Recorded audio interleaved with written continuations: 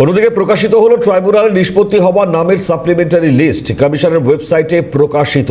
আরও কি আপডেট অভিরূপা হাজরা জানাবেন। অভিরূপা, দেখো, যেহেতু ট্রাইব্যুনালই প্রায় ভোররাতে একটি লিস্ট বের করেছে, প্রথম দফার নির্বাচনের যারা ভোটাররা বৈধ বলে স্বীকৃতি পাবেন তাদেরকে লিস্ট বের করেছে। সেই লিস্টে 136 জনের নাম রয়েছে বৈধতার তালিকা এবং 2 জনকে ডিলিট করা হয়েছে। বাকিদের কি অবস্থায় রয়েছে বা বাকি যে প্রথম দফা নির্বাচনের যারা ভোটাররা রয়েছেন তাদের কি অবস্থান রয়েছে বা হবে সেটা নিয়ে আদালতের দৃষ্টি আকর্ষণ করা হয়েছে। কলকাতা হাইকোর্টের প্রধান বিচারপতি দৃষ্টি আকর্ষণ করা হয়েছে। বিচারপতি জানিয়েছেন আজই মামলাটা তিনি শুনবেন।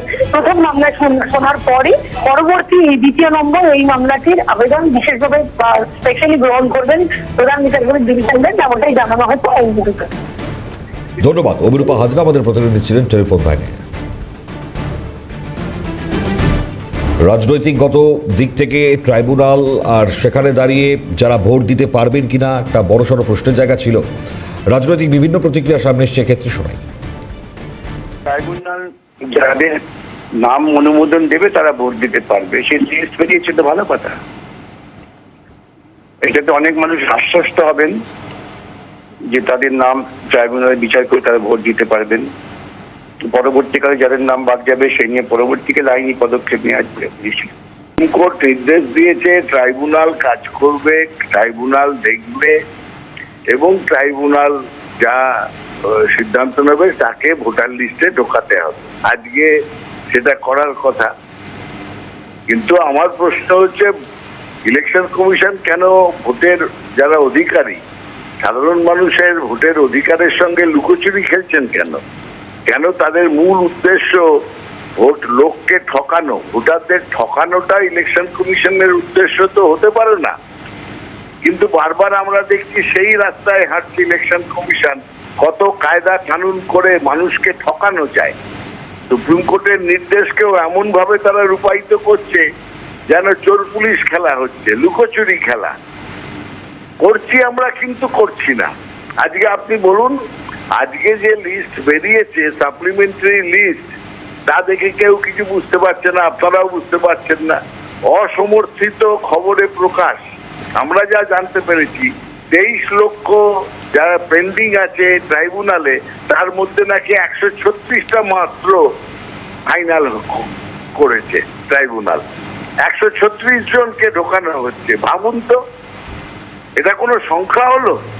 সুপ্রিম কোর্ট এই জন্য বলেছিলেন ট্রাইব্যুনাল করে সকলের ব্যাপারটা দেখতে হবে, তাদের অধিকার দিতে হবে, সাংবিধানিক অধিকার।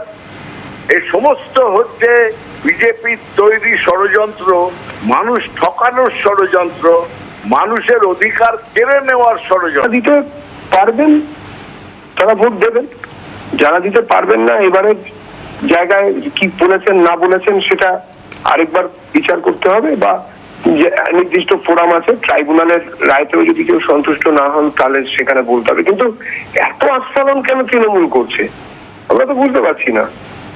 তলপা গুটিয়ে চলে যেতে হবে। আরে ভারতের নির্বাচন কমিশন, এ তো মনে হচ্ছে পশ্চিমবঙ্গ একটা আলাদা রাষ্ট্র হয়ে গেছে। এমন ভাবছা যেন মনে হচ্ছে রাশিয়ার নির্বাচন কমিশন ইউক্রেনে গিয়ে নির্বাচন করছে, এরকম প্যাটার্নের কথাবার্তা। এই যে একটা মানে ভারত বিভাজনের রাজনীতি, এখন তো পরিষ্কার। আগে আমরা বলতাম বিভাজনের রাজনীতি, এখন তো দেখছি ভারত বিভাজনের রাজনীতি। কি অদ্ভুত ব্যাপার! এটা সমূলে দমন করা উচিত, অন্যভাবেও করা উচিত, রাজনৈতিক ভাবে ছাড়াও। এবারে তো বোধহয় অন্যভাবেও করতে হবে, সেটাও ভাবতে হচ্ছে মানুষকে। বাঙালি বুঝে গেছে, বাঙালি জেনে গেছে তৃণমূল মানেই বাঙালির দেশই। সেই জন্য 26-এর নির্বাচনে তৃণমূলের বিসর্জন হবেই। এদিকে দাগী অপরাধীদের নামের তালিকা প্রকাশ কমিশনের। রাজ্যের ডিজিপিকে চিঠি নির্বাচন কমিশনের। জামিন অযোগ্য ধারায় গ্রেপ্তার এখনো পর্যন্ত 506 জন। এমনটাই খবর নির্বাচন কমিশন সূত্রে। 506 জনের গ্রেপ্তারি, জামিন অযোগ্য ধারায় এখনো পর্যন্ত এই গ্রেপ্তারির সংখ্যা। দাগী অপরাধী তাদের নামের তালিকা প্রকাশ কমিশনের।